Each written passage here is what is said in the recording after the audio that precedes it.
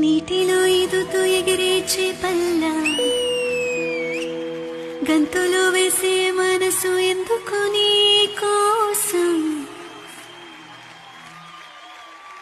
నింగిలో మెరిసే ఆ ఇంద్రచాపంలా రివ్వున